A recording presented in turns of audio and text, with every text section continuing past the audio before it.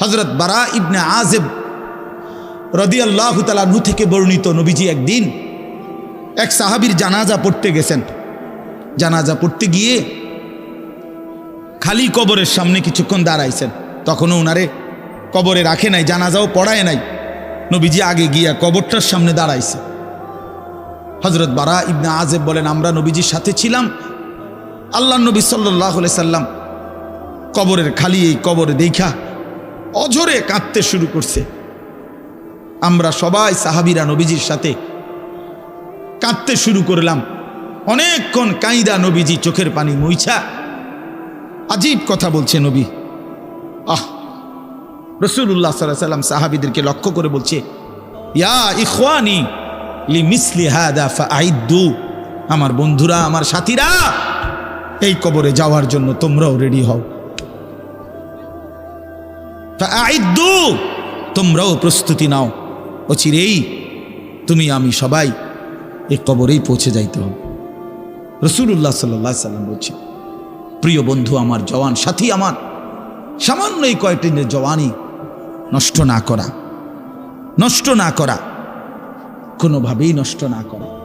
তো এই জন্য বললাম, এই সূরা মুলক এটা আল্লাহ তাআলা অত্যন্ত ফজিলতপূর্ণ একটি সূরা। রাসূলুল্লাহ সাল্লাল্লাহু আলাইহি সাল্লাম বলছেন এটা কবরের আযাব থেকে রক্ষা করবে। এই সূরা নিয়মিত তাফসীরের মধ্যে আমি নিজে পড়ছি, তাফসীরে কুরতুবিতে আছে। আল্লাহ নবী সাল্লাল্লাহু আলাইহি সাল্লাম বলেন, লাওয়াদিত্তু, নবীজি বলেন আমার দিলের আশা, আমার দিলের তামান্না, আমার উম্মতের প্রতিটা মুমিন তার কলিজার ভিতরে, তার জবানে এই সূরা মুলক থাকুক,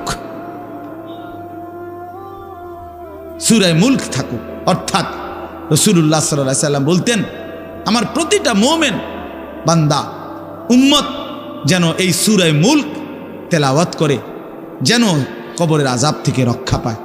নবীজি 5 ওয়াক্ত নামাজের পরে, আল্লাহর কসম ভাই, এখানে অনেক ওলামায়ে কেরাম আছে, আপনি জিজ্ঞাসা করে, নবীজি 5 ওয়াক্ত নামাজের পরে, সরদারে দু আলম নবীর তো কোনো গুনাহ নাই, তিনি নিষ্পাপ, তিনি তো জান্নাত উদ্বোধন করবেন। আনা আউয়ালু মান ইয়াকরাউ বাবাল জান্নাহ, নবী বলছে আমি সেই মুহাম্মদ যে প্রথম জান্নাতের দরজা আমি নাড়ব, জান্নাতের কড়া নাড়ব আমি মুহাম্মদ। ভিতর থেকে ফেরেশতা বলবে, আপনি কে? আমি বলবো মুহাম্মদ। ফেরেশতা বলবে, আনতাজিরু লাক, আমি তো আপনার অপেক্ষাই করছিলাম, আপনি আসবেন বলেই তো অপেক্ষায় ছিলাম, আপনি উদ্বোধন করে দিলেই তো বাকিরা ঢুকবে। তো সেই নবী যিনি জান্নাত উদ্বোধন করবেন, তিনি 5 ওয়াক্ত নামাজের পরে ভাইয়া প্রতিদিন তিনি যেই কথাটা দোয়া করতেন, এর মধ্যে একটা দোয়া এটা, আল্লাহুম্মা ইন্নী আউযু বিকা মিন আযাবিল কবর ওয়া মিন ফিতনাতিল কবর ওয়া মিন ফিতনাতিল মাসীহিদ দাজ্জাল ওয়া মিন ফিতনাতিল মাহইয়া ওয়াল মামাত। আল্লাহ, আমি কবরের আযাব থেকে পানাহ চাই। নবীজি নিজে বলতেন, নবীজি নিজে বলতেন। প্রিয় ভাই, বাবা আমার, চলেন সবাই নিয়ত করি, নিজেকে গুনাহ থেকে বাঁচানো দরকার, নিজের আল্লাহর নাফরমানি থেকে বাঁচানো দরকার। আল্লাহ তাআলা বলেন, ইন্নাল্লাযীনা ইয়াখশাউনা রাব্বাহুম বিল গায়ব, আমি আল্লাহকে না দেখে, আমার কথাগুলো আখিরাত সম্পর্কিত, এগুলোকে না দেখে যারা আমি আল্লাহকে ভয় করে, আখিরাতকে ভয় করে, জাহান্নামকে ভয় করে, কবরকে ভয় করে, আল্লাহ বলেন, তাফসীরের মধ্যে লিখছে, ভয় করে মানে হলো গুনাহ বর্জন করে। কোন ব্যক্তি আল্লাহকে ভয় করে, খোদার কসম, এই কথার অর্থ হলো গুনাহ ছেড়ে দেয়। যে গুনাহ ছেড়ে দেয় সে আল্লাহকে ভয় করে, যে আল্লাহকে ভয় করে সে গুনাহ ছেড়ে দেয়। কোনো নাফরমান আল্লাহকে ভয় করে না, আল্লাহকে ভয় করলে গুনাহ করতে পারে না। বুঝেন নাই বাংলা কথাটা? এটা কাগজের এই পিঠ ও পিঠ, কাগজের এই পিঠ ওই পিঠ। এই পিঠে যদি লেখা আছে আল্লাহর ভয়, তো ওই পিঠে লেখা থাকবে গুনাহ বর্জন। যে গুনাহ ছেড়ে দেয় সে অটোমেটিকলি আল্লাহকে ভয় করে, যে আল্লাহকে ভয় করে সে গুনাহ বর্জন করে। এজন্য তাকওয়ার অর্থ আল্লাহর ভয়, এটার প্রথম অর্থ হইল গুনাহ বর্জন। মান খাশিয়ার রহমান, আল্লাহকে ভয়, এটার প্রথম অর্থ গুনাহ বর্জন, গুনাহ বর্জন। আমার শায়েখ আল্লামা মুফতি মুশতাকুন নবী সাহেব সব সময় চিল্লায় মাহফিলে, অনেক সময় আহাজারি করে বলে যে বাপ গুনাহ আগুন, গুনাহ আগুন, গুনাহ আগুন। প্রতিটা গুনার পিঠে ওই পিঠে আগুন আছে। নারীর প্রতিটা বেপর্দা দৃশ্যের মধ্যে খোদার কসম আগুন জ্বলে।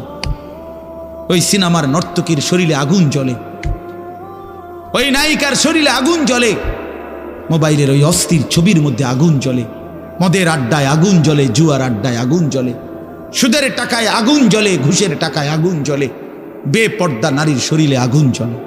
ওইটা রূপ না, ওইটা আগুন, ওইটা জাহান্নাম, ওইটা জাহান্নাম। আল্লাহ তাআলা বলেন ইন্নাল্লাযীনা ইয়াখশাউনা রাব্বাহুম বিল গায়ব। আল্লাহ তাআলা বলেন আমার যে বান্দারা আমার আখিরাত, আমার জাহান্নাম, আমার পরকাল, আমার কবর, এই কথাগুলোকে ভয় করে, আমি আল্লাহকে ভয় করে, না দেখে আল্লাহ বলেন আমি ওয়াদা দিলাম লাহুম মাগফিরাতুম ওয়া আজরুন কাবীর, আমি তাদের পেছনের সব গুনাহ মাফ করে দেব আর আমার সবচেয়ে বড় পুরস্কার জান্নাত দিয়ে দেব। এখানে এটা এমন শব্দ না যে কিছু শব্দ তো আছে একটা শব্দের সাথে আরেকটা বলছে অর্থহীন, যেমন কলম টলম। তো এটা সবাই বোঝে যে টলমের কোনো অর্থ নাই। কাগজ টাগজ, তো কাগজের অর্থ নাই। কিন্তু শিক্ষা দীক্ষা এমন না, শিক্ষা শব্দের উল্টা না, এটা এমন না যে এটা শিক্ষার উল্টা কিছু না, এটা আলাদা শব্দ। শিক্ষা দীক্ষা যেমন আমরা অনেক সময় বলি যে নামাজ রোজা, লোকটা নামাজ রোজায় ভালো, তো এর দ্বারা কি শুধু নামাজ আর নামাজের উল্টা শব্দ রোজা না, এটা একটা আলাদা কি আমল। নামাজ একটা ইবাদত, তো রোজা একটা ইবাদত। তো শিক্ষা এটা একটা বিষয়, দীক্ষা এটা একটা বিষয়। শিক্ষা তো তালিম, দীক্ষা এটা তরবিয়ত, আখলাক। আখলাক অর্থাৎ শব্দ মুখস্থ করা এটা যেমন জরুরি, জিন্দিগি গঠন করা এটাও সমান জরুরি, বরং তার চাইতে বেশি জরুরি। এজন্য আমাদের ফেনীর একজন বড় বুজুর্গ আলেম আছেন, ফেনী জামিয়া রশিদিয়া মাদ্রাসার হজরত মাওলানা মুফতি শহীদুল্লাহ দামাত বারাকাতুহুমুল আলী, বাংলাদেশের অনেক বড় একজন বুজুর্গ আলেম। হজরতের মাদ্রাসা ফেনীতে, সেই মাদ্রাসা একটা মাদ্রাসায় কওমি মাদ্রাসা, সেখানে প্রায় 6 থেকে 7 হাজার ছাত্র পড়ালেখা করে, প্রায় 200-এর উপরে উস্তাদ আছে, 200-250 হবে। তো এই জন্য বললাম যে হজরত সবসময় বলে যে পড়া মেধা অনুপাতে কম বেশি হইতে পারে, কিন্তু আখলাক বরাবর হইতে হবে। আখলাক, ছাত্র মেধাগত যোগ্যতার কারণে কেউ রুল নাম্বার 1, কেউ রুল নাম্বার 10, কিন্তু আদব আখলাক বরাবর বরাবর হওয়া চাই। আমরা এটা খুব খেয়াল করি না। আজকে সবাই মনে করে বাচ্চার পড়ালেখা হচ্ছে, ঠিক আছে, পড়তেছে, যাইতেছে, আসতেছে, ছেলেটা পড়তেছে, রেজাল্ট আসছে, কিন্তু আখলাক কোথায়? যে ছেলেটা কখনোই প্রস্রাব করে টয়লেট পেপার ব্যবহার করে না, দাঁড়িয়ে বসে প্রস্রাব করার ক্ষেত্রে কোনো পার্থক্য করে না, তো তার আখলাক, তার জীবন গঠন হইল কই?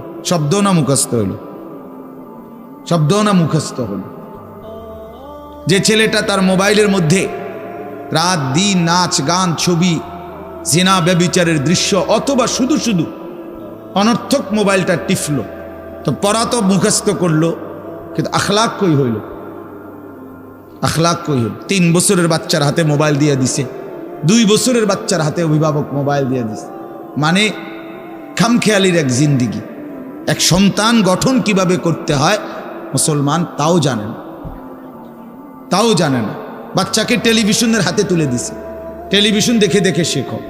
বাচ্চাতে সমবয়সীদের হাতে তুলে দিছে যে সমবয়সী বন্ধুদের সাথে আড্ডা দিতে দিতে যা শেখো শেখো। এটা কখনোই কি না, নিয়ম না। রাসূলুল্লাহ সাল্লাল্লাহু আলাইহি ওয়াসাল্লাম বলছেন কুল্লু মাউলুদিন ইউলাদু আলাল ফিতরা, প্রত্যেকটি মানব সন্তান আল্লাহকে মানার শতভাগ যোগ্যতা নিয়ে পৃথিবীতে ভূমিষ্ঠ হয়। কোরআন শরীফে আল্লাহ তাআলা বলছেন ফিতরাতাল্লাহিল্লাতী ফাতারান নাসা আলাইহা, কোরআনের আয়াত। আল্লাহ তাআলা বলেন দিন মানার পুরা যোগ্যতা দিয়েই আমি আল্লাহ মানুষকে সৃষ্টি করেছি। আল্লাহ তাআলা এমন একটি হুকুম করে নাই, এমন একটা বিষয় নিষেধ করে নাই যা পালন করার যোগ্যতা কিংবা বর্জন করার যোগ্যতা আল্লাহর বান্দার শরীরের মধ্যে নাই, এমন কোনো বিধান নেই। আমার মধ্যে রুকু করার যোগ্যতাই নাই, অথচ আমারে রুকু করতে বলছে, অথচ আমার কোমর বাঁকা হয় না, বিষয়টা এমন না।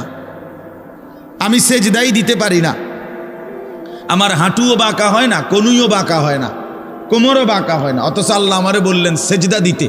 বিষয়টা কি এমন? কথা বুঝছেননি আমার কথাটা? আমারে বানাইলেন তাল গাছ, আমারে বলতেছেন সেজদা দিতে। এইটা বললে না জুলুম হইতো? এটা বললে না জুলুম হইতো?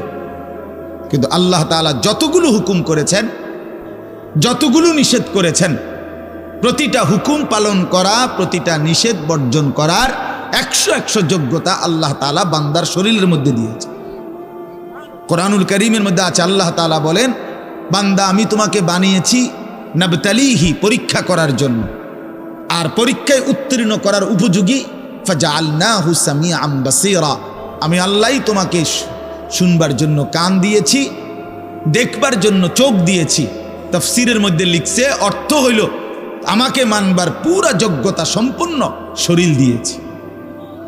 ওযু, গোসল, নামাজ, রোজা, হালাল হারাম, পাক নাফাক সব কিছু বান্দা পালন করতে পারবে এমন যোগ্যতা দিয়ে তারে মানুষ বানাইছে। মানুষ হইবার পরে, মুসলমান হওয়ার পরে কেউ যদি বলে আল্লাহর এই হুকুম পালন করা আমার পক্ষে সম্ভব না, তাহলে এটা হইতে পারে তুমি ছাগল, মানুষ না। তুমি গরু ছাগল ছাড়া আর কিছু না, তুমি মূলত হাইওয়ান। ইনসান হইলে পারতা,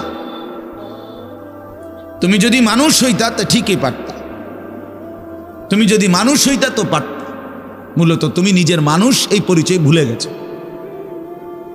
তো এই জন্য বাপ আল্লাহ নবী সাল্লাল্লাহু আলাইহি সাল্লাম বলেন, ফাআবাওয়াহু ইউহাব্বিদানিহি আও ইউনাসসিরানিহি আও ইউমাজ্জিসানিহি, মা বাপ সন্তানকে ইহুদি বানিয়ে দেয়, অথবা খ্রিস্টান বানিয়ে দেয়, অথবা অগ্নি পূজক বানিয়ে দেয়।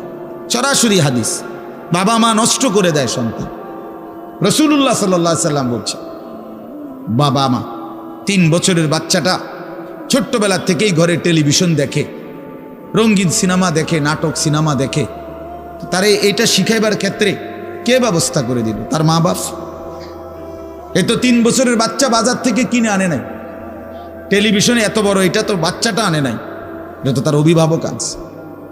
এই 3 বছরের বাচ্চাটারে কার্টুন দেখার জন্য, গেমস খেলার জন্য এত বড় মোবাইলটা, এটা তো তার বাবাই দিছে, অথবা তার মা, তার দুলা ভাই, তার বড় ভাই, তার চাচা, এমন কেউ একজন তার হাতে তুলে দিছে।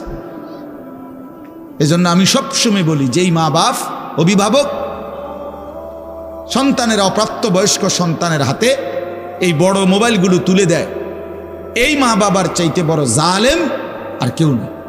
ওরা নিজ হাতে সন্তানকে গলা টিপে হত্যা করে ফেল, ধ্বংস করে দিল, বরবাদ করে দিল, বরবাদ করে দিস। অসংখ্য অভিভাবক আমাদেরকেও তো বলে, বাচ্চা হুজুর খায় না, ঘুমায় না, বাচ্চা মোবাইল না দেখতে না দিলে খায়ও না, ঘুমায়ও না, কান্দে, শুধু কান্দে কান্দে। তার এই বদ অভ্যাস কে বানাইল? আর দ্বিতীয় কথা হইল, কান্দলে কি হয়েছে? কোনো বাচ্চা যদি কান্দে, তো কান্দলে কি মরে যায় মানুষ? তো হেতে কান্দুক, কান্দলে কি হয়েছে?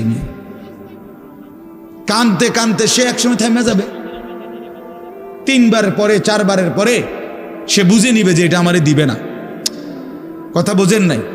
কাঁদতে কাঁদতে নইলে 3 বার কাঁদলো, 4 বার কাঁদলো, 10 বার কাঁদলো, একটা পর্যায়ে সে বুঝবে যে এটা আর আমারে দিবে না, এটা আমারে দিবে না। এই জন্য বাপ আমার এটা খেয়াল করা চাই। আমি এই কথাটা শুরু করছি এই কথার থেকে যে কোরআন সুন্নাহর ইলমের জন্য আদব জরুরি। এক তো আপনি শুনলেন প্রতি সপ্তাহে জুমার বয়ান হয়, ইমাম সাহেব কইতে পারবো ইমাম সাহেব কি কয়, আমনে আমনের মতো, হুজুর হুজুরের মতো না। এই শুধু এতটুকুর জন্য আসা যাওয়া, আল্লাহর কথা শোনা, যে কি শুনলাম কিছুই বুঝলাম না, নিজের জন্য কিছুই গ্রহণ করলাম না, এটা ইনসাফ না। আল্লাহর কোরআন জিন্দেগি বদলাবার জন্য, আমাদের জীবনের পরিবর্তনের জন্য আসছে। পরিবর্তনের জন্য। কোরআনুল কারীমের প্রতি অক্ষর নূর, কোরআনুল কারীমের প্রতি অক্ষর হুদান হেদায়েত, কোরআনুল কারীমের প্রতি অক্ষর মাউইজা উপদেশ, কোরআনুল কারীমের প্রতি অক্ষর বুশরা সুসংবাদ, কোরআনুল কারীমের প্রতি অক্ষর বাসায়ের অন্তর্দৃষ্টি সম্পন্ন জ্ঞান, কোরআনুল কারীমের প্রতি অক্ষর আহসানাল হাদিস সর্বশ্রেষ্ঠ কথা, কোরআনুল কারীমের প্রতি শব্দ মুতাশাবিহান সাদৃশ্যপূর্ণ, কোরআনুল কারীমের প্রতি শব্দ মাসানি বারবার তেলাওয়াতকৃত পাঠকৃত। কোরআনুল কারীমের অসংখ্য বৈশিষ্ট্য আল্লাহ তাআলা কোরআনে উল্লেখ করেছেন। মা ফাররাতনা ফিল কিতাবে মিন শাই, আল্লাহ বলেন একটা বিষয়ের আলোচনা আমি বাদ দেই নাই কোরআনের মধ্যে। ওয়া নাযালনা আলাইকাল কিতাবা তিবয়ানান লিকুল্লি শাই, বন্ধু আমি আপনার উপরে যে কোরআন নাজিল করেছি তার সমস্ত কিছুর বিস্তারিত বর্ণনা। এজন্য বদনসিব ওই সন্তান, ওই অভিভাবক দুর্ভাগা যে মুসলমান পরিচয় দেওয়ার পরেও নিজ সন্তানকে আল্লাহর কোরআন দেখে দেখেও পড়তে জানে না। আল্লাহর কোরআন দেখে দেখে ছোট বাচ্চা হাফেজে কোরআন হইছে, এই মাত্র দেখছেন আমরা হাফেজে কোরআন হইছে। মুসলমানের সন্তান আল্লাহর কোরআন 30 পারা কলিজার মধ্যে গ্রহণ করছে। আর কি পরিমাণ দুর্ভাগা মুসলমান, আল্লাহর দেওয়া চোখ, আল্লাহর দেওয়া জিব্বা। আল্লাহ কোরআনে বলছে আলাম নাজআল লাহু আইনাইন, বান্দা আমি কি দুইটা চোখ দেই নাই? ওয়া লিসানান, আমি কি জিব্বা দেই নাই? ওয়া শাফাতাইন, দুইটা ঠোঁট কি আমি দেই নাই?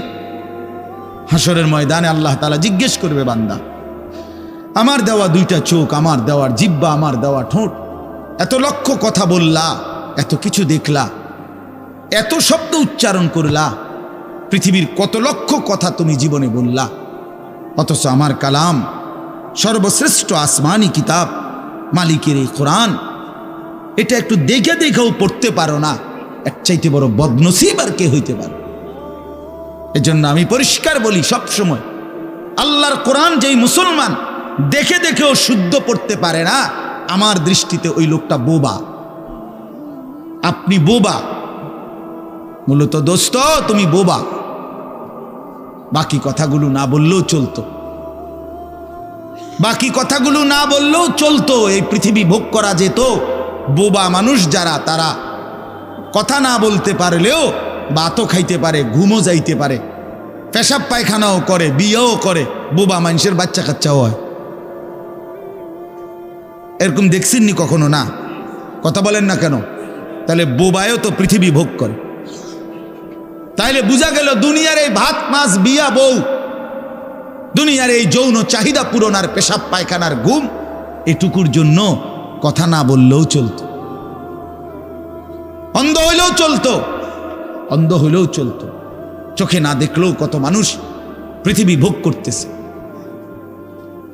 তাহলে যে জবান আল্লাহর দেওয়া, যে চোখ আল্লাহর দেওয়া, সেই মালিকের কালাম দেখে দেখেও পড়তে পারলাম না। 16 বছর বাচ্চাটা পড়লো, অথবা আপনি পড়াইলেন, একবারও ভাবলেন না হায় আমার সন্তানকে আমি কি পড়াইলাম? একবারও মনে করলেন না বাফেরই কি হইল, সন্তানের বা কি হলো? হায় মুসলমান, বাফও তো ছিল মুসলমান, ছেলেটাও তো মুসলমান। না বাফের একবার মনে পড়লো, না ছেলের একবার মনে পড়লো, না মায়ের একবার মনে পড়লো, না ছেলেটার একবার মনে পড়লো যে আমার মালিকের কোরআন পড়তে পারি না। পৃথিবীর কত পড়া, দরকারি বেদরকারি মিলাইয়া পৃথিবীর বাকি সমস্ত পড়ালেখার মধ্যে প্রয়োজনীয় অপ্রয়োজনীয় কথার মিশ্রণ। কিছু কথা দরকারি আছে, কিছু কথা বেদরকারি আছে। সমস্ত বাংলা বইয়ের মধ্যে দরকারি কথাও আছে, বেদরকারি কথাও আছে। ইংরেজি বইয়ের মধ্যে দরকারি কথাও আছে, বেদরকারি কথাও আছে। কথা বলেন? হ্যাঁ, রোদ হচ্ছে, বৃষ্টি হচ্ছে, খেকশিয়ালের বিয়ে হচ্ছে, এটা কোনো দরকারি কথা হলো? এটা কিছু শিখার কিছু? এটা হাট্টিমা টিম টিম তারা মাঠে পারে ডিম, এটা কি? এটা কোনো শিখার কিছু? হ্যাঁ, আগডুম বাগডুম ঘোড়াডুম সাজে, আগডুম কি বাগডুম কি? তার বাপের 14 গোষ্ঠী কইতে পারবো নি আগডুম কি? যে লিখছে এটা অনর্থক কথা। 2 little black birds sitting on a wall one called Peter, one called Paul. দুইটা কাউয়া একটা ওয়ালের মধ্যে বসছে, একটা কাউয়ার নাম হলো পিটার আর একটা কাউয়ার নাম হলো পল। এই হলো কবিতার অর্থ। এটা কি শিখছে ছেলেটা? এখানে কি শিখার? কাউয়া ওয়ালে বসলেই কি, টিনের সালেই বসলে কি? কাউয়া তো কাউয়া, কাউয়া লইয়া আমার দরকার কি? কাউয়া কই বইছে, এটা আমার বাচ্চা শিখতেইব। আমি কি কাউয়ার বাচ্চা? বলেন তো কি অর্থ আছে এটাতে?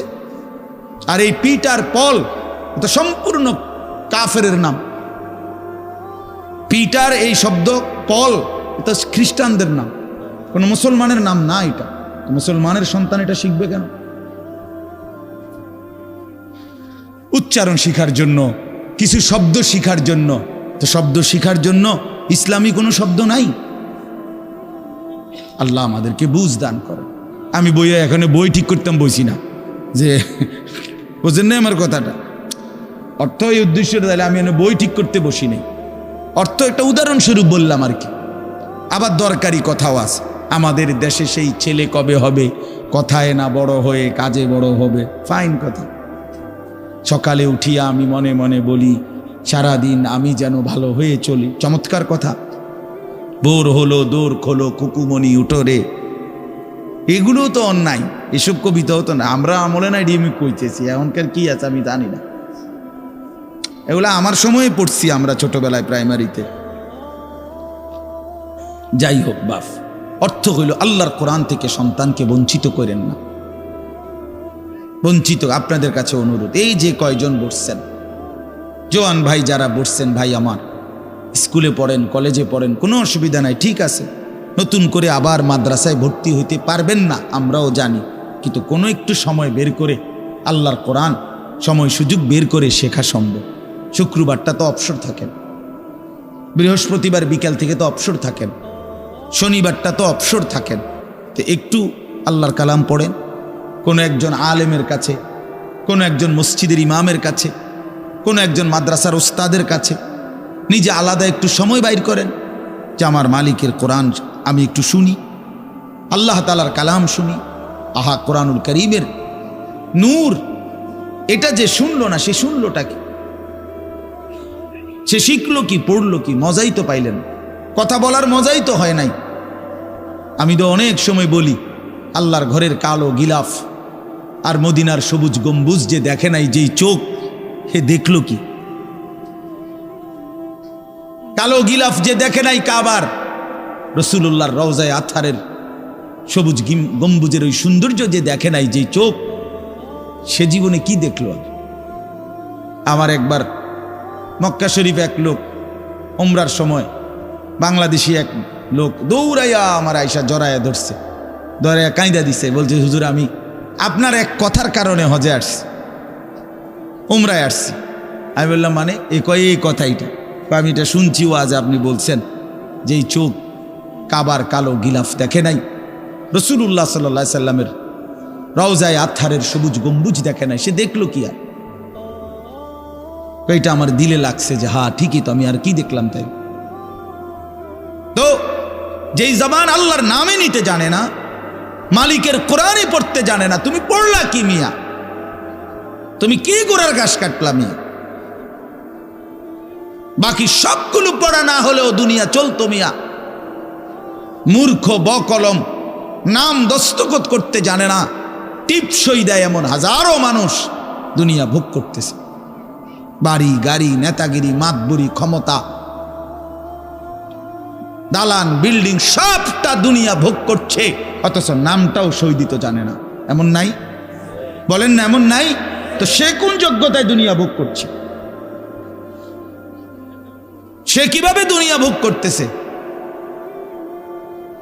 যদি বলেন সে সমাজে তার কোনো মান সম্মান, আরে না মিয়া, বহুত নেতাদের মাতবর সমাজের, সে তো মূর্খ, টাকার জোরে ক্ষমতা দেখাচ্ছে, এমন মানুষ নাই?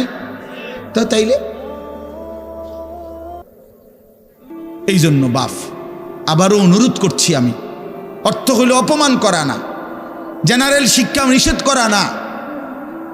আমি তো কুমিল্লা ভিক্টোরিয়া কলেজ থেকে মাস্টার্স পাস করছি, সায়েন্স বিজ্ঞান বিভাগ থেকে দাখিল পাশ করছি। এর মানে এটা বাদ দিতে বলতেছি না, বাদ তো আমি দিছি না, বাদ আপনি দিছেন।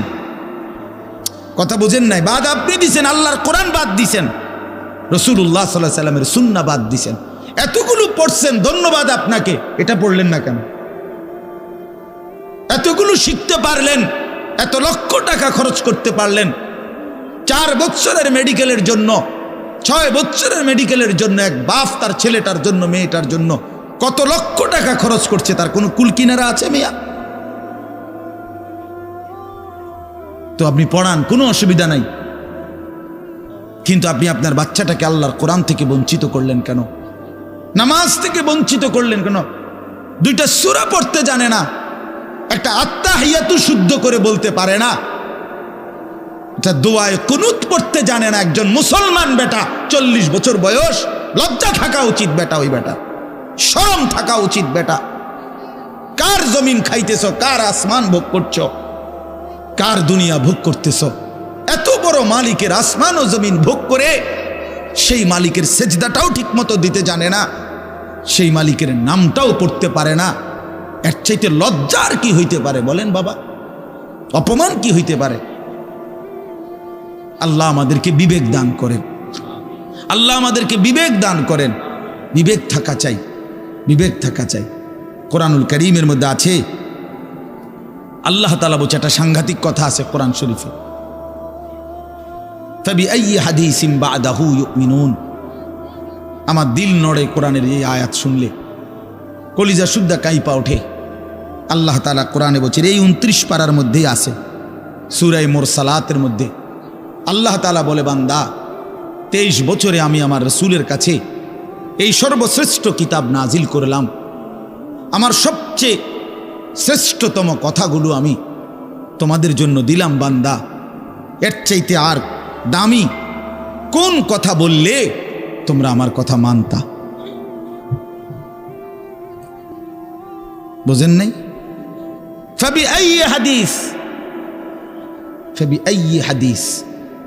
আল্লাহ বলছে, বান্দা এরপরে আর কি বললে, এর চাইতে দামি কথা আর কোনটা বললে, আর কোন কিতাব নাজিল করিলে, আর কেমনে বললে? ফাবিআইয়ি হাদিসিন বা'দাহু ইউমিনুন। আর কিভাবে বললে বান্দা ঈমান আনতা, বিশ্বাস করতা? আকিমুসসালাহ, আকিমুসসালাহ 80 বারের চাইতে বেশি বলছি আমার কোরআনে, আর কতবার বললে আমারে সেজদা দিতা? ইত্তাকুল্লাহ, ইত্তাকুল্লাহ বারবার বলেছি, আল্লাহকে ভয় করো, আর কতবার বললে বান্দা আমারে ভয় করতা? কতবার বলছি? আল্লাহ বলবেন। রাসূলুল্লাহ সাল্লাল্লাহু আলাইহি সাল্লাম বাপ আমার, বন্ধু আমার, নওজোয়ান সাথী আমার, মনে রাখবেন, বিশ্বাস করেন, রাসূলুল্লাহ সাল্লাল্লাহু আলাইহি সাল্লাম হাসরের ময়দানে অসংখ্য উম্মতকে জিজ্ঞেস করবে। এই আমলনামা যখন দেখবে, প্রত্যেকটা উম্মত তার নিজ নিজ আমলনামা, রাসূলুল্লাহ সাল্লাল্লাহু আলাইহি সাল্লাম দেখবেন। এই আমলনামা দেখে নবী জিজ্ঞেস করবে, উম্মত 23টা বছর একটানা আমি কেঁদেছি, উম্মত 23 বছর তোদের জন্য আমি কেঁদেছিলাম। এমনও রাত গেছে, সারা রাত উম্মতের জন্য আমি কেঁদেছি, সারা রাত দোয়া করছি উম্মতের জন্য। তায়েফের পাথরের আঘাতে পিঠ চালনির মতো ছিদ্র বানায় ফেলছি, পেটের কষ্টে, ক্ষুধার কষ্টে 14 দিনের চাইতে বেশি পেটে 2টা পাথর বাইদা ক্ষুধার কষ্ট হজম করছি। উহুদের দান দান শহীদ করা রক্তে আমি বেহুশ হয়ে আমি পড়েছিলাম। সেই নবী আমি আর কত কাঁদলে, আর কত রক্ত ঝরাইলে উম্মত তুমি আমার কথা মনে করতা, তুমি আমার কথা ভাবতা? সাল্লাল্লাহু আলাইহি ওয়াসাল্লাম যখন এটা জিজ্ঞেস করবেন, তখন কি জবাব হবে বাপ? বলেন, ইনসাফের কথা বলেন। কি মনে করছেন? সুপারিশ? হাসরের ময়দানের সুপারিশ মানে কি? মুখে বিড়ি, সিগারেট, চেহারায় রাসূলুল্লাহ সাল্লাল্লাহু আলাইহি ওয়াসাল্লামের সুন্নাত নাই, 50 বছর ধরে সুদের লেনদেন, কোনোদিন 5 ওয়াক্ত নামাজ আদায় করেন নাই, স্ত্রী বেপর্দা, ঘরের মধ্যে প্রতিদিন রঙিন টেলিভিশন চলতেছে, এই অবস্থায় কবরে যাইবেন, আর হাসরের ময়দানে দাঁড়াইলেই নবীজি সুপারিশ করে আপনারে বেহেশত দিয়া দিবেন। বিষয়টা মামুর বাড়ি না, বিষয়টা মামুর বাড়ি মনে করছেন আপনি। এটাকে কি মনে করলেন আপনারা? রাসূলুল্লাহ সাল্লাল্লাহু আলাইহি সাল্লাম সুপারিশ করবেন, এর কোনো নিয়ম কানুন নাই, কোনো বিধি নিষেধ নাই, আইন কানুন নাই। হাউজে কাউসারের পানি, এটা কি 10 টাকার পানির বোতল মনে করছেন? রাসূলুল্লাহ সাল্লাল্লাহু আলাইহি সাল্লাম বলছেন, এক ঢোক পানি পান করলে আর কোনো দিন বান্দা তৃষ্ণার্ত হবে না। এতটা আজিমুশান দামি, এমনি এমনি দিয়ে দিবেন, এটা এমনি এমনি দিয়ে দিবেন? দয়া করে ভাবতে শিখেন, নিজের ভালো বোঝেন, নিজের ভালো, নিজের ভালো। আমি যেই সূরাটা পড়ছি, এই সূরাটার নাম হলো সূরা মুলক, 29 নম্বর পারা, কোরআনুল কারীমের 67 নম্বর সূরা। এই সূরাটার নাম হচ্ছে সূরা মুলক। এই সূরার 3টি আয়াত 12, 13, 14, এই 3টি আয়াত আমি আপনাদের সামনে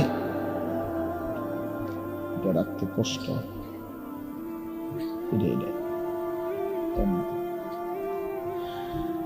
এই 3টি আয়াত আমি তেলাওয়াত করছি। এই আর অল্প একটু সময়ের মধ্যে আমি আপনাদের সামনে এই 3টা আয়াতকে সামনে রেখে কয়েকটা আর কথা বলতে চাই। প্রথম কথা, আপনারা রাগ হইয়েন না আমার, আমি আপনাদেরই অঞ্চলের মানুষ, এখন আপনারাও আমার, আমিও আপনাদের। আল্লাহর কোরআন শিখেন। আমার কথা হলে আমি বলি না যে সবার সব জেনারেল পড়া বন্ধ করে দেন, অর্থগুলো আপনি একটু সময় বাইর করেন। কথা, যারা চাকরি করেন, ব্যবসা করেন, বুড়া মানুষেরও অনেক বয়স্ক লোক কইলে, হুজুর না আর কইয়া লাভ নাই, এই বয়স না নাই, বিড়ি খাই না বয়স আছে। হ্যাঁ মাশাআল্লাহ, বিড়ি খাইতে কইলে চা দোয়ানে গপ মারুন না, বয়স ঠিকই রয়েছে অন। হ্যাঁ, এখনো টেলিভিশন 3 ঘন্টা চাইতে কইলে মাশাআল্লাহ কাকুর শরীরে বল আছে। মানুষের বেডির নাচ দেখবো, এতে কোনো লজ্জা শরম নাই। দুনিয়া ভোগ করতে বললে, ভাত খাইছে মাত্র, এখন যদি বলেন আবার আপেল খাইবেন নি, হদ পেঁয়াজু খাইবেন নি, চা দোকানে গেছে আর আবার খাবে। দুনিয়া পুরাটা ভোগ করবে। 90 বছরও দুনিয়া ফুরায় না, 90 বছরও আখেরাত মনে পড়ে না। আফসোসের ব্যাপার মিয়া। আল্লাহ বলছে কোরআনে, আলাম ইয়ানি লিল্লাযীনা আমানু আন তাখশা কুলুবুহুম লিযিকরিল্লাহ। এই আমার ইমানদার বান্দা, আমায় আল্লাহর ভয়ে, আমার স্মরণের জন্য, আমার বন্দেগীর জন্য তোমার দিলটা নরম হওয়ার সময় আজও কি হয়নি বান্দা? 365 দিনে খোদার একটা বছরে যে কোনো দিন ফজরের নামাজ পড়লা না যুবক, তোমারে যেন আল্লাহ ডেকে বলে, হায় বান্দা, তাহলে কি আর কোনো দিন নামাজ পড়বা না? 30 বছর ধরে যে কোনো দিন সুদের লেনদেন ছাড়লেন না, হারাম রোজগার করেই গেলেন, আল্লাহ তাআলা যেন ডেকে বলে, বান্দা, তাহলে এই নাফরমানি কি আর কোনো দিন ছাড়বা না বান্দা? সিদ্ধান্ত নিয়ে ফেলছো তাইলে আজীবন সুদের উপরেই থাকবা, আজীবন মিথ্যার উপরেই থাকবা। তাহলে কি বান্দা এই ফয়সালা নিয়ে ফেলছো, আজীবন কাস্টমার ঠকাইয়েই যাইবা, ওজনে কমই দিয়ে যাবা? তাহলে কি এই ফয়সালা নিয়ে নিছো তোমার বিবি আজীবন বেপরদাই থাকবে? তোমার ঘরে অহরহ প্রতিনিয়ত রঙিন টেলিভিশন চলবে নিয়মিত, এই ফয়সালা তোমার? ঠিক আছে বান্দা, কুলু ওয়া তামাত্তাউ কালিলান ইন্নাকুম মুজরিমুন। কোরআন শরীফের আয়াত। আল্লাহ বলছে, নাফরমান বান্দা, খাও, দুনিয়া ভোগ করো কিছুক্ষণের জন্য, শুধু মনে রেখো ইন্নাকুম মুজরিমুন, তুমি কিন্তু পাপী। এই কথাটা শুধু মনে রাখো, বাকিটা পরে হইব, ভাত খাও। হ্যাঁ হ্যাঁ, কোরআন শরীফের আয়াত এটা। কুলু ওয়া তামাত্তাউ কালিলান ইন্নাকুম মুজরিমুন। আল্লাহ যেন বলে 8টার সময় যেই নাফরমান নাস্তা খাইতে বসে, আল্লাহ বলে, বান্দা খা, কোনো অসুবিধা নাই, শুধু মনে রাখিস বেঈমান, ফজরের নামাজ পড়ো নাই। কথা কান শুধু মনে রাখো, পরে হইব অন খাও। রাত 10টা বাজে যেই নাফরমান ভাত খাইতে বসছে, আল্লাহ তাআলা যেন ডাক দিয়ে বলছে, বেঈমান খা, ভাত খা, খানা আমি আটকাইতাম না, শুধু মনে রাখিস এশার নামাজ পড়স নাই, ভাত খাবে ইমান, খানা আটকাবো না, খানা আমি জন্তু জানোয়াররাও খাওয়াই, তোরে খাওয়াবো না কেন? খানা আমি কুকুর বিড়ালরেও খাওয়াই, খানা আমি গরু ছাগলরেও খাওয়াই, তোরে দেব না কেন বান্দা? খা। শুধু মনে রাখবি, ইন্না আ'তাদনা লিল কাফিরিনা সালাসিলা ওয়া আগলালাম ওয়া সাইরা। আল্লাহ বলে প্রতিটা নাফরমানের জন্য আমি রেডি রাখছি আগুনের শিকল এবং আগুনের বেড়ি এবং জাহান্নামের আগুন।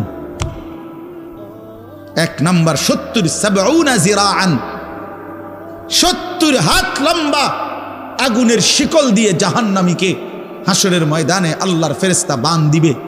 1 2 নাম্বার 2টা হাত। দোস্ত দেখেন শুধু আমার দিকে, সূরা ইয়াসিনে আছে ইন্না জাআলনা ফি আ'নাকিহিম আগলালান ফাহিয়া ইলাল আদকানি ফাহুম মুকমাউন।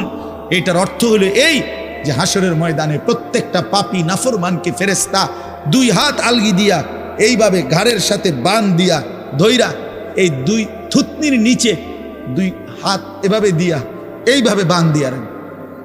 আল্লাহর কসম, রব্বে কাবার কসম করে বললাম, এইভাবে বাঁধ দিবে। আর কোনোদিন বেঈমান চোখটাও নিচের দিকে নামাইতে পারবে না, কারণ এই থুতনি তো উঠাই দিছে উপরের দিকে, এটা দিয়ে ঠেলা দিয়া। এটা অর্থ হলো আগলা আলাম। এই আয়াতের সূরা ইয়াসিনের এই আয়াতের অর্থ এটাই, ইন্না জাআলনা ফি আ'নাকিহিম আগলালান। আল্লাহ বলছে বান্দা আমি দেখাবো। আল্লাহ ডাক দিয়ে বলে ভাই আমারও তোমারও, জওয়ানকেও বুড়োকেও। আল্লাহ বলে বান্দা কি মনে করছো আমি রহমান না? ঠিক আছে, তুমি কি এটা শোনো নাই আমি যে কাহ্হার? তুমি তো শুনছো আমি রাহিম, তুমি কি শোনো নাই আমি জব্বার? আমি যুনতিকাম, আমি প্রতিশোধ গ্রহণকারী, আমি সারিউল হিসাব, দ্রুত হিসাবকারী, আমি জব্বার, আমি প্রবল প্রতাপান্বিত, কাহ্হার, আমি মুতাকাব্বির, আমি বারি। তুমি জানো না? আমার একটা নাম শুনলা, আমার দয়ার নামটা শুনলা, আমি যে শাস্তি দেব সেটা শোনো নাই? কি ভাইয়া, কোরআনুল কারীমের মধ্যে জান্নাতের বর্ণনা যেমন আছে, জাহান্নামের বর্ণনা নাই? কথা বলেন না কেন? তো সেগুলো কার জন্য?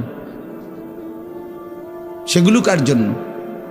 মা সালাকাকুম ফি সাকার ক্বালু লাম নাকু মিনাল মুসাল্লিন। একবারে সোজা বাংলা দেখেন, জাহান্নামী জাহান্নামে চিৎকার করবে, জাহান্নামের ফেরেশতা ডাক দিয়ে বলবে বেঈমান জাহান্নামে কেন আসলি? ক্বালু লাম নাকু মিনাল মুসাল্লিন। নাফরমান বলবে বন্ধু ফেরেশতা ভাই আমি দুনিয়াতে নামাজি ছিলাম না। কি ছিলাম না? সরাসরি কোরআনের আয়াত। আল্লাহ বলেন ওয়াইলুন ইয়াউমাইদিল লিল মুকাদ্দিবিন।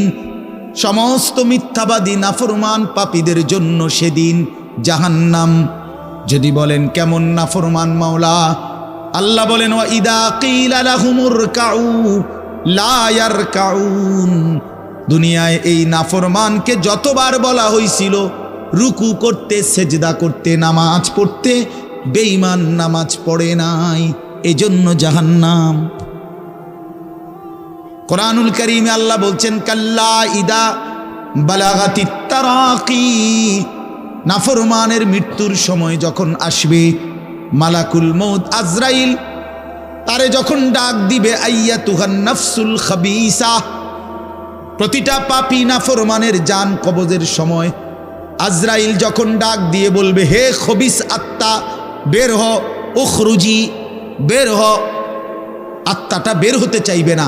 আল্লাহর নবী বলেন কসম বাবা, নবীজি বলে মালাকুল মউত আজরাইল খপ করে ধইরা কলজা থেকে রুহটা একটা টান দিয়া ছিঁড়া ফেলবে, একটা টান দিয়া ছিঁড়ে ফেলবে। এরপরে রুহুটা কণ্ঠনালীর কাছে এসে আটকায় যাবে। কাল্লা ইদা বালাগাতিত তারাকি। তারাকি মানে কণ্ঠনালী। ফালাউলা ইদা বালাগাতিল হুলকুম ওয়া আনতুম হিনা ইদিন তানজুরুন। এটার অর্থ এটাই। হুলকুম মানে এই কণ্ঠনালী, বের হতে চাইবে না রুহু। আজরাইল তখন ধৈরে টাইনা হেসরাইয়া ছিঁড়া ছিন্ন ভিন্ন করে বেঈমান নাফরমানের কলজা ছিঁড়ে ফেলবে, রুহু ছিঁড়ে ফেলবে, এরপরে শরীর থেকে বের করে নিয়ে আসবে। আরে বন্ধু, এই কোরআনে আছে, আল্লাহ নিজে বলছে এমন নির্মম মৃত্যু হলো কেন? এই নাফরমানের মৌত এত কঠিন হলো কেন? তার কলজা ছিঁড়া ফেলছে, রুহু ছিঁড়ে ফেলছে, এমন মৃত্যু হলো কেন? আল্লাহর কসম বাপ আমারেও বলি, আপনারেও বলি, আল্লাহ কোরআনে সরাসরি বলছে এমন ভয়ানক মৃত্যু হলো কেন? ফালা সাদ্দাকা ওয়ালা সাল্লা, কারণ এই নাফরমান আমি আল্লাহর কথায় বিশ্বাস করে নাই, ওয়ালা সাল্লা, এবং নামাজ পড়ে নাই, নামাজ পড়ে নাই, নামাজ পড়ে। হ্যাঁ, বেনামাজি সন্তান মনে রাখো, বাদ দুগা খাইতে এলে খুব মাতবর, মোবাইল একখান টিপে, মোটরসাইকেল একখান চালায়। হ্যাঁ, বাহ বাহ বাহ বাহ বাহ বাহ বাহ। আর কি, আর ধরে কে? আমার একটা মোটরসাইকেল আছে, আমার একটা মোবাইল আছে, আমার কিছু বন্ধু আছে যারা আমার সারাক্ষণ অসৎ সঙ্গ দেয়। যখনই আমার সমস্ত নাফরমানি মন চায়, কিছু অসৎ বন্ধু মিলে যায়, যে বন্ধুরা আমার সারাক্ষণ চরিত্রহীনতা শিখায়, অসভ্যতা, নোংরামি, অশ্লীলতা, বেহায়াপনা শিখায়।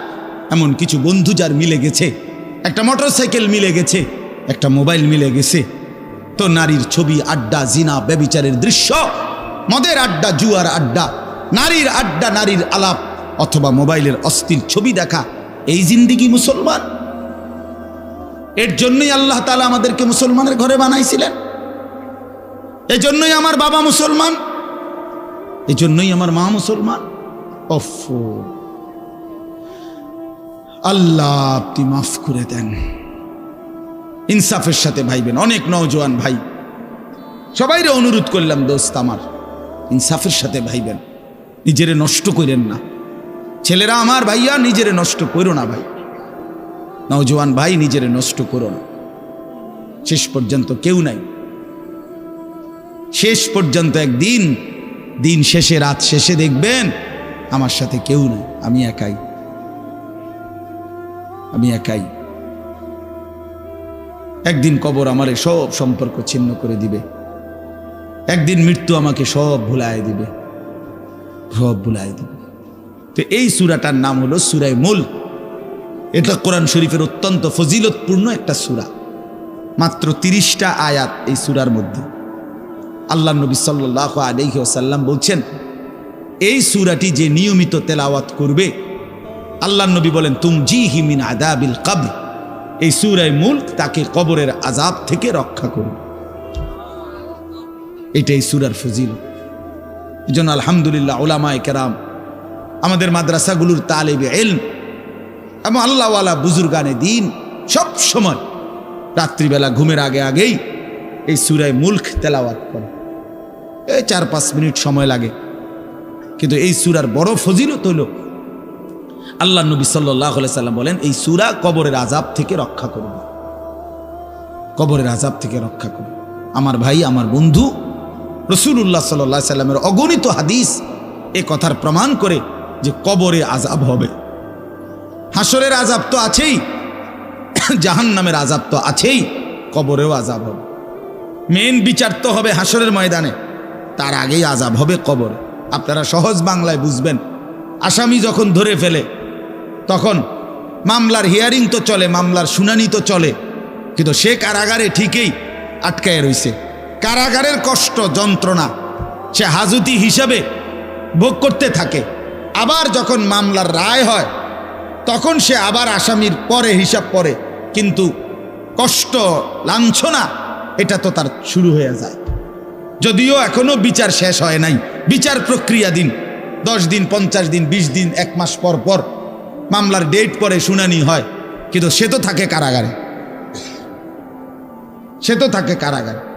তো আল্লাহ পাক রব্বুল আলামিন বলেন, নাফরমান সে তো হাসরের ময়দানে বিচার হবে চূড়ান্ত, কিন্তু কবর থেকেই আযাব শুরু, কবর থেকেই আযাব শুরু।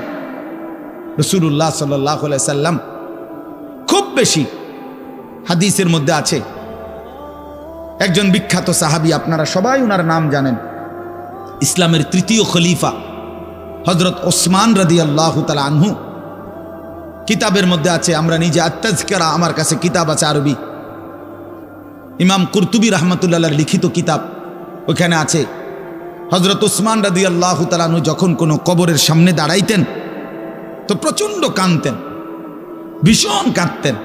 হাত্তা ইয়াবুল্লা লিহিয়াতাহু, কাঁদতে কাঁদতে উনার দাড়ি ভিজে যেত। তো উনার সাথীরা জিজ্ঞেস করতেন, হযরত আপনি জাহান্নামের কথা বললেও এত কাঁদেন না, অথচ কবরের দেখলে এভাবে কাঁদেন কেন? তো তিনি বলতেন, ইন্নাল কবরা আউয়ালু মানাজিলিল আখিরা, শোনো, কবর হচ্ছে আখিরাতের প্রথম ঘাঁটি। ফাইন নাজা মিনহু ফামা বাদাহু আইসারু মিনহু, যদি কোনো ব্যক্তি এই কবরের ঘাঁটিতে বাইচা যায়, পরবর্তী সবগুলো ঘাঁটি তার জন্য সহজ। ওয়া ইন লাম ইয়ানজু মিনহু ফামা বাদাহু আশাদ্দু মিনহু, এই কবরে এই ঘাঁটিতে যে জিততে পারবে না, বাঁচতে পারবে না, তো পরবর্তী সবগুলো ঘাঁটি তার জন্য তার চাইতে বেশি কঠিন। এই কথার কারণে আমি ভয় পাই, কবর দেখলে আমার মনে পড়ে, হায় আমি এই কবরের আযাব থেকে বাঁচবো কিনা, এই ভয়ে আমার কাঁদতে থাকি। তো এরপরে তিনি বলছেন, হযরত উসমান রাদিয়াল্লাহু তাআলা আনহু বর্ণনা করেন যে আল্লাহর নবী সাল্লাল্লাহু আলাইহি সাল্লাম বলছেন, আমার ভাই খেয়াল করে শুনেন, নবীজি নিজে বলছেন, আল্লাহ রাসূল সাল্লাল্লাহু আলাইহি সাল্লাম জীবনে কোনোদিন একটা শব্দ বানায়া বলছেন? কথা বলেন। অতিরিক্ত বলছেন, বেশতি বলছেন, শুধু ভয় দেখানোর জন্য বলছেন না, তামাশা করে বলছেন? এটা আপনাদের ইয়াকিন তো? কথা বলেন না। আল্লাহ নবী সাল্লাল্লাহু আলাইহি সাল্লাম বলেন, মা রাআইতু মানজারান কাত্তু ইল্লা ওয়াল কবরু আফজাউ মিনহু। রাসূলুল্লাহ বলেন, হযরত ওসমান বর্ণনা করেন যে আমি নবীজির জবানে শুনছি, নবীজি বলছেন, হে আমার উম্মত, আল্লাহর কসম উম্মত, কবরের চাইতে অধিক ভয়ানক কোন আযাবের দৃশ্য আমি রাসূল মুহাম্মদ দেখি নাই, আমি দেখিনি। রাসূলুল্লাহ সাল্লাল্লাহু আলাইহি সাল্লাম বলছেন। প্রিয় ভাই আমার, আল্লাহর নবী সাল্লাল্লাহু আলাইহি সাল্লামের সরাসরি হাদিস, যে ব্যক্তি কবরের 3টা প্রশ্নের জবাব দিতে পারবে না, রাসূলুল্লাহ সাল্লাল্লাহু আলাইহি সাল্লাম বলেন, আল্লাহ তাআলার পক্ষ থেকে তখন ফেরেশতাদের কাছে ঘোষণা আসবে, আফরিশুহু মিনান নার ওয়ালবাসুহু মিনান নার ওয়াফতাহু লাহু বাবান ইলান নার। আমার এই নাফরমান বান্দার কবরে জাহান্নামের বিছানা বিছিয়ে দাও, জাহান্নামের পোশাক পরিয়ে দাও, আর জাহান্নাম বরাবর তার জন্য কবর থেকে দরজা খুলে দাও। ফেরেশতারা যখন এই কার্যক্রমটা শেষ করবে, প্রথম জাহান্নামের বিছানা বিছায় দিছে, পোশাক পরায় দিছে, জাহান্নাম বরাবর দরজা খুলে দিছে, আল্লাহর নবী সাল্লাল্লাহু আলাইহি ওয়াসাল্লাম বলেন, একজন ফেরেশতা এসে তখন ফায়ুদরাবু লাহু বিমিতরাকাতিন মিন হাদিদিন, নবীজি সাল্লাল্লাহু আলাইহি সাল্লাম বলেন, তখন একটা লোহার হাতুড়ি, লোহার গুর্জ, লোহার হাতুড়ি দিয়ে একজন ফেরেশতা তাকে একটা আঘাত করবে। কি আঘাত? কোথায় আঘাত করবে? সরাসরি হাদিসের শব্দ, বরবাতান বাইনা উযুনাইহি, তার 2 কান বরাবর একটা আঘাত করবে। রাসূলুল্লাহ সাল্লাল্লাহু আলাইহি সাল্লাম বলেন, ফায়াসিহু সাইহাতান, ওই নাফরমান তখন এত জোরে চিৎকার করবে, ইয়াসমাউহা মান ইয়ালিহি ইল্লা সাকালাইন, মানুষ এবং জিন ব্যতীত আল্লাহর সমস্ত সৃষ্টি ওই বেঈমানের চিৎকার শুনতে পায়। এ কবরের আযাব। ছেলেরা আমার, দোস্ত আমার, বাপ আমার, বন্ধু আমার, আপনি হাসলেও কবরে যাইতে হবে, কাঁদলেও কবরে যাইতে হবে। রাজপ্রাসাদের ওই অট্টালিকাতে যে থাকে সেও একদিন মরে যাবে, জীর্ণ কুঠিরে কুড়ে ঘরে যে থাকে সেও মরে যাবে। জীবনে যে কোনোদিন সুখ দেখে নাই, দুঃখের সাগরে, তারও মৃত্যু হবে। জীবনে যে কোনোদিন দুঃখ দেখে নাই, সুখের সাগরে ভাসছিল, তারও মৃত্যু হবে, সেও মরে যাবে। কবর নিশ্চিত, কবর নিশ্চিত। অমিন ওয়ারাইহিম বারযাখুন ইলা ইয়াউমি ইউবআসুন। আল্লাহ তাআলা মৃত ব্যক্তিকে বলবে, বান্দা, কোরআন শরীফের আয়াত, এখন থেকে নিয়ে ইসরাফিলের ফুঁতে হাসরের ময়দানে উঠানো পর্যন্ত বারজাখ মানে কবরের জীবনে পড়ে থাকো। ভেবে দেখেন, ভেবে দেখেন, শুধু 1 মিনিট আমিও ভাবি, আপনিও ভাবেন। হাদিসের মধ্যে আছে, মা বাইনান নাফখাতাইন 40, ইসরাফিল প্রথম ফু দিলে জমিনের সব কিছু মাটির নিচে চলে যাবে। দ্বিতীয় ফু দিলে মাটির নিচ থেকে আবার সবাই উঠে হাসরের ময়দানে দাঁড়াবে। তো নবীজি সাল্লাল্লাহু আলাইহি সাল্লাম বলছে এই দুই ফুঁয়ের মাঝখানে ব্যবধান হবে 40। তো মুহাদ্দিসিনে কেরাম, ওলামায়ে কেরাম বলেন কেউ কেউ এই দুই ফুঁয়ের মাঝখানে ব্যবধান হতে পারে 40,000 বছর। তাহলে ধরে নেন সর্বশেষ যেই লোকটা কবরে গেছে, যদি তার কবরে আযাব হয় তাহলে তার কবরের আযাব ভোগ করতে হবে 40,000 বছর। এবার বলেন তো এখন যারা মরতেছে, এবার বলেন তো রাসূলুল্লাহ সাল্লাল্লাহু আলাইহি সাল্লামের জমানায় যারা মারা গেছে, এবার আরো পিছনে যান ইব্রাহিম আলাইহিস সালামের জমানায় যারা মারা গেছে, এবার আরো পিছনে যান নূহ আলাইহিস সালামের জমানায় যেই অবিশ্বাসী বেঈমানগুলো মারা গেছে, তারা আজকে কত বছর যাবত কবরে আযাব ভোগ করতেছে। বুঝছেননি আমার কথাটা? হ্যাঁ, কোরআন শরীফে আছে ওমান আ'রাযা আন যিকরি ফাইন্না লাহু মাঈশাতান যানকা ওয়া নাহশুরুহু ইয়াওমাল কিয়ামাতি আ'মা। আল্লাহ বলেন আমার স্মরণ থেকে যে মুখ ফিরায় নিল, আমার বন্দিগি, আমার ইবাদত, আমার হুকুম পালন, আমি তার জীবন করে দেব সংকীর্ণ এবং তার হাসরের ময়দানে উঠাবো অন্ধ। এই জীবন সংকীর্ণ করার একাধিক তাফসির, এর মধ্যে একটা তাফসির হলো এইটা যে আল্লাহ জীবন সংকীর্ণ করে দিবে, মানে তার কবরের মধ্যে তার কবরটাকে একেবারে সংকীর্ণ করে দিবে। আল্লাহ রসুল বলছে নাফরমানের কবর রাইখা যখন ফেরেশতা চলে যাবে, কবর ডান পাশের মাটি তারে একটা চাপ দিবে বাম দিকে, বাম দিকের মাটি এক ডান দিকে। আল্লাহর কসম ডান পাশের হাড্ডি পাঁজর ভাঙ্গা ডান দিকে বাম দিকে চলে যাবে, বাম দিকের হাড্ডি পাঁজর ভাঙ্গা। রাসূলুল্লাহ সাল্লাল্লাহু আলাইহি ওয়াসাল্লাম বলছে বন্ধু দেখেন হাত্তা তাখতালিফা আদলাউহু, এই দুই আঙ্গুল যেভাবে এভাবে একটার ভিতরে ঢুকে গেছে, খোদার কসম ডান পাশের হাড্ডি পাঁজর বাম পাশের হাড্ডি পাঁজর এইভাবে একটার ভিতরে ঢুকে যায়। এইটার অর্থ এটা। হ্যাঁ, রাসূলুল্লাহ সাল্লাল্লাহু আলাইহি সাল্লাম একদিন হযরত বারা ইবনে আযিব রাদিয়াল্লাহু তাআলা আনহু থেকে বর্ণিত, নবীজি একদিন এক সাহাবীর জানাজা পড়তে গেছেন। জানাজা পড়তে গিয়ে খালি কবরের সামনে কিছুক্ষণ দাঁড়াইছেন, তখনও উনারে কবরে রাখে নাই, জানাজাও পড়ায় নাই। নবীজি আগে গিয়া কবরটার সামনে দাঁড়াইছে। হযরত বারা ইবনে আযিব বলেন আমরা নবীজির সাথে ছিলাম। আল্লাহ নবী সাল্লাল্লাহু আলাইহি সাল্লাম কবরের খালি এই কবরে দেখা অঝরে কাঁদতে শুরু করছে। আমরা সবাই সাহাবীরা নবীজির সাথে কাঁদতে শুরু করলাম। অনেকক্ষণ কাঁইদা নবীজি চোখের পানি মুইছা আজীব কথা বলছে নবী। রাসূলুল্লাহ সাল্লাল্লাহু আলাইহি সাল্লাম সাহাবীদেরকে লক্ষ্য করে বলছে ইয়া ইখওয়ানি লিমিসলি হাদা ফাআইদ্দু, আমার বন্ধুরা, আমার সাথীরা, এই কবরে যাওয়ার জন্য তোমরাও রেডি হও। ফাআইদ্দু, তোমরাও প্রস্তুতি নাও, অচিরেই তুমি আমি সবাই এই কবরেই পৌঁছে যাইতে হবে।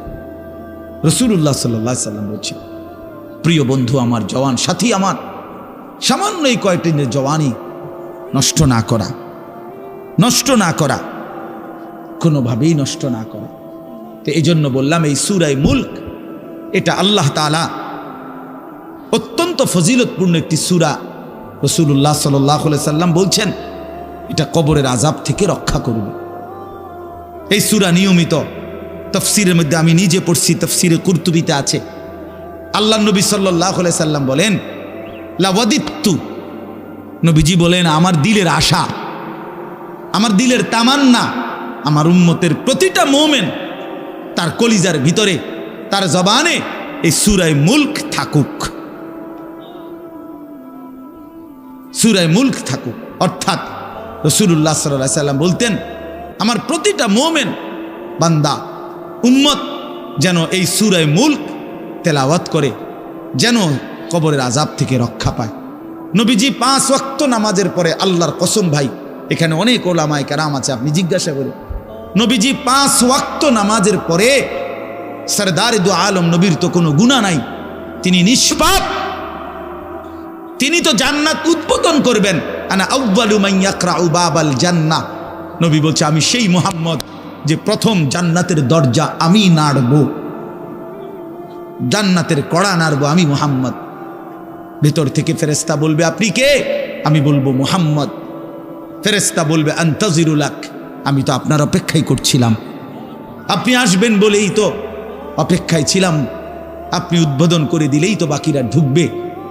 তো সেই নবী যিনি জান্নাত উদ্বোধন করবেন, তিনি 5 ওয়াক্ত নামাজের পরে ভাইয়া প্রতিদিন তিনি যেই কথাটা দোয়া করতেন, এর মধ্যে একটা দোয়া এটা, আল্লাহুম্মা ইন্নী আউযু বিকা মিন আযাবিল কবর ওয়া মিন ফিতনাতিল কবর ওয়া মিন ফিতনাতিল মাসীহিদ দাজ্জাল ওয়া মিন ফিতনাতিল মাহইয়া ওয়াল মামাত। আল্লাহ, আমি কবরের আযাব থেকে পানাহ চাই। নবীজি নিজে বলতেন। প্রিয় ভাই, বাবা আমার, চলেন সবাই নিয়ত করি, নিজেকে গুনাহ থেকে বাঁচানো দরকার, নিজের আল্লাহর নাফরমানি থেকে বাঁচানো দরকার। আল্লাহ তাআলা বলেন, ইন্নাল্লাযীনা ইয়াখশাউনা রাব্বাহুম বিল গায়ব, আমি আল্লাহকে না দেখে, আমার কথাগুলো আখিরাত সম্পর্কিত, এগুলোকে না দেখে যারা আমি আল্লাহকে ভয় করে, আখিরাতকে ভয় করে, জাহান্নামকে ভয় করে, কবরকে ভয় করে, আল্লাহ বলেন, তাফসীরের মধ্যে লিখছে ভয় করে মানে হলো গুনাহ বর্জন করে। কোন ব্যক্তি আল্লাহকে ভয় করে, খোদার কসম, এই কথার অর্থ হলো গুনাহ ছেড়ে দেয়। যে গুনাহ ছেড়ে দেয় সে আল্লাহকে ভয় করে, যে আল্লাহকে ভয় করে সে গুনাহ ছেড়ে দেয়। কোনো নাফরমান আল্লাহকে ভয় করে না, আল্লাহকে ভয় করলে গুনাহ করতে পারে না। বুঝেন নাই বাংলা কথাটা? এটা কাগজের এই পিঠ ও পিঠ, কাগজের এই পিঠ ওই পিঠ। এই পিঠে যদি লেখা আছে আল্লাহর ভয়, তো ওই পিঠে লেখা থাকবে গুনাহ বর্জন। যে গুনাহ ছেড়ে দেয় সে অটোমেটিকলি আল্লাহকে ভয় করে, যে আল্লাহকে ভয় করে সে গুনাহ বর্জন করে। এজন্য তাকওয়ার অর্থ আল্লাহর ভয়, এটার প্রথম অর্থ হইল গুনাহ বর্জন। মান খাশিয়ার রহমান, আল্লাহকে ভয়, এটার প্রথম অর্থ গুনাহ বর্জন, গুনাহ বর্জন। আমার শায়েখ আল্লামা মুফতি মুশতাকুন নবী সাহেব সব সময় চিল্লায় মাহফিলে, অনেক সময় হাজারি করে বলে যে বাপ, গুনাহ আগুন, গুনাহ আগুন, গুনাহ আগুন। প্রতিটা গুনার পিঠে ওই পিঠে আগুন আছে। নারীর প্রতিটা বেপর্দা দৃশ্যের মধ্যে খোদার কসম আগুন জ্বলে। ওই সিনেমার নর্তকীর শরীরে আগুন জ্বলে, ওই নায়িকার শরীরে আগুন জ্বলে, মোবাইলের ওই অস্থির ছবির মধ্যে আগুন জ্বলে, মদের আড্ডায় আগুন জ্বলে, জুয়ার আড্ডায় আগুন জ্বলে, সুদের টাকায় আগুন জ্বলে, ঘুষের টাকায় আগুন জ্বলে, বেপর্দা নারীর শরীরে আগুন জ্বলে।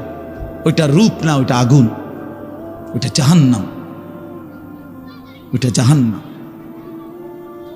আল্লাহ তাআলা বলেন, ইন্নাল্লাযীনা ইয়াখশাউনা রাব্বাহুম বিল গায়ব, আল্লাহ তাআলা বলেন, আমার যে বান্দারা আমার আখিরাত, আমার জাহান্নাম, আমার পরকাল, আমার কবর, এই কথাগুলোকে ভয় করে, আমি আল্লাহকে ভয় করে, না দেখে আল্লাহ বলেন, আমি ওয়াদা দিলাম, লাহুম মাগফিরাতুম ওয়া আজরুন কাবীর, আমি তাদের পেছনের সব গুনাহ মাফ করে দেব, আর আমার সবচেয়ে বড় পুরস্কার জান্নাত দিয়ে দেব।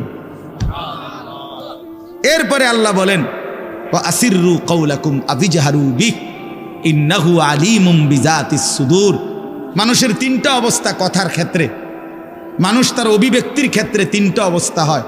মানুষ কখনো জোরে কথা বলে, মানুষ কখনো আস্তে কথা বলে গোপনে, আর কখনো মানুষ অন্তরে জল্পনা কল্পনা করে, ঠিক না?